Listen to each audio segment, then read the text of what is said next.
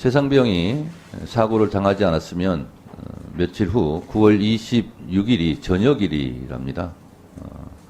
우리가 여야 간에 치열한 공방전을 하더라도 이런 최상병을 잃고 가슴 아파하고 있는 최상병 어머니에 대한 예의에 어긋나는 그런 발언들은 좀 삼가해 주시고 유념해서 토론을 진행해 주십사 위원장으로서 부탁드립니다.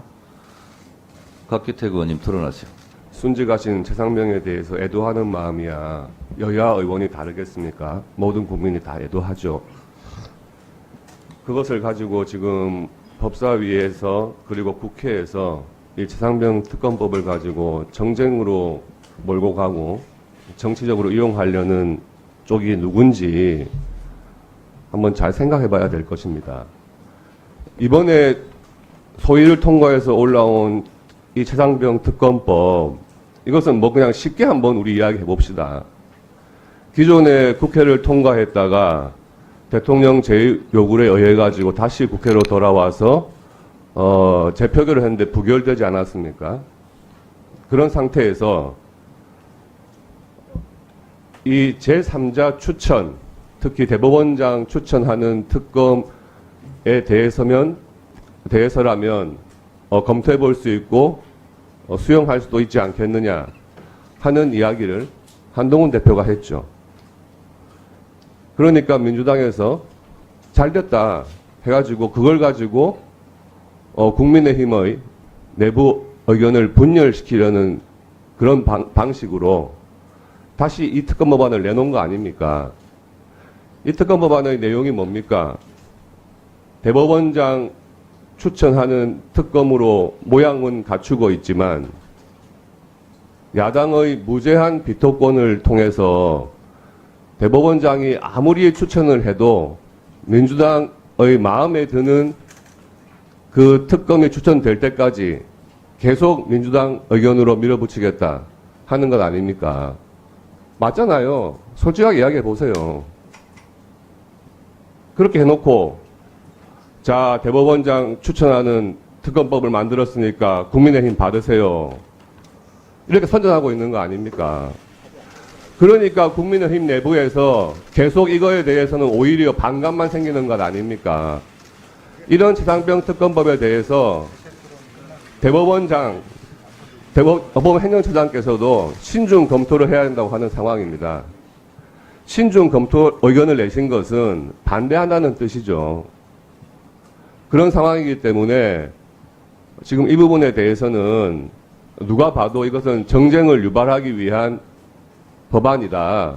이렇게 지금 보고 있는 겁니다. 법무부 장관님. 예.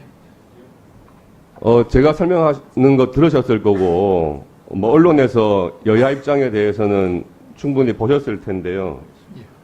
이 지금 문의만 대법원장 추천이고, 내용은 민주당이 선택하는 수박특검, 이렇게 지금 하는 이야기 들어보셨죠? 이에 대한 의견, 그리고 이번에 새롭게 올라온 최상병 특검법의 문제점에 대해서 법무부 장관님 생각하시는 부분이 있으시면 말씀해 주시죠. 벌써 두 번이나 재결 요구되었다가 부결된 법안이라고 생각합니다.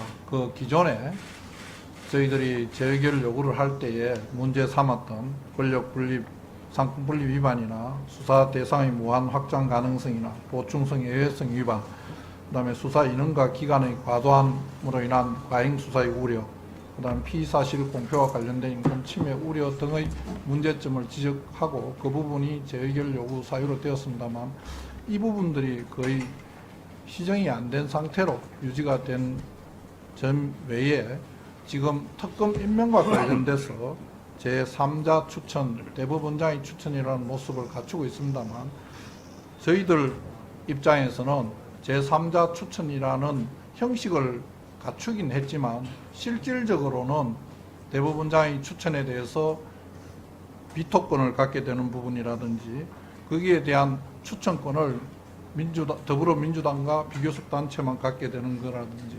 임명간주 규정과 같은 부분은 결국은 조금 전에도 말씀드렸습니다만 고발인이 검사를 선택하는 결과를 초래하게 되어 객관성과 중립성에 문제가 있다고 생각을 하고, 종전에 계속 있었던 특검의 공소 취소권은 또 다른 명백한 상권 분립의 침해 요소라고 생각을 합니다.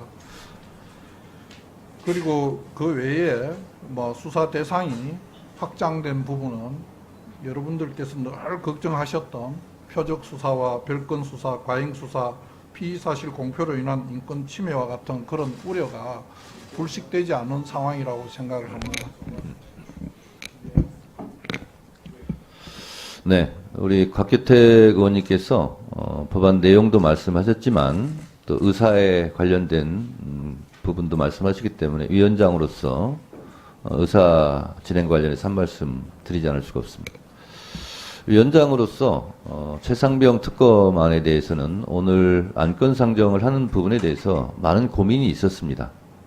여러분도 잘 아시다시피 한동훈 대표가 전당대회 이전부터 최상병 제3자 특검안을 공언했고 국민들께 약속했습니다.